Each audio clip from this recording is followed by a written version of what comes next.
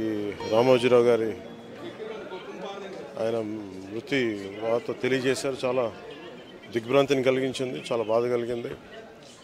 ఎందుకంటే నేనేం కోరుకున్నానంటే ప్రమాణ స్వీకారం తర్వాత వచ్చి వారికి కలవాలని అనుకున్నాను. ఆ పాపం ఆయన ఎంత ఇబ్బంది పెట్టారు ప్రభుత్వాలు గత దశాబ్దన్నర కాలంలో.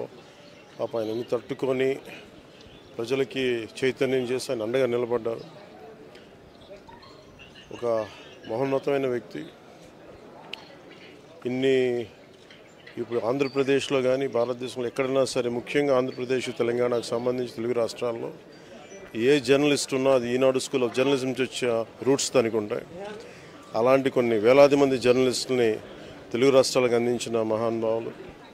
అలాగే తెలుగు చిత్ర పరిశ్రమకు సంబంధించి కూడా ఈరోజు ఇంత ఇన్ఫ్రాస్ట్రక్చర్ ఇక్కడ డెవలప్ చేశారంటే అది హైదరాబాద్లో ఎంత అద్భుతంగా తెలుగు చిత్ర పరిశ్రమ ఉందంటే ఆయన కాంట్రిబ్యూషన్ చెప్పలేను.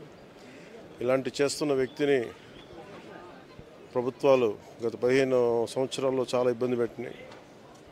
వాటన్నిటినీ తట్టుకొని ఆయన్ని ఇబ్బంది పెట్టిన ప్రభుత్వాలు ఈరోజు లేవు.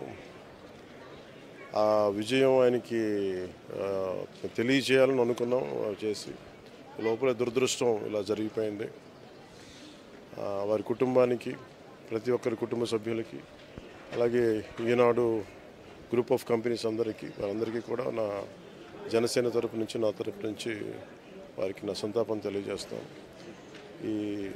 ఈ సమయంలో మీ అందరికీ ఆ భగవంతుడు వారి కుటుంబ సభ్యులకి అండగా ఉండాలని కోరుకుంటూ సెలవు తీసుకుంటాను.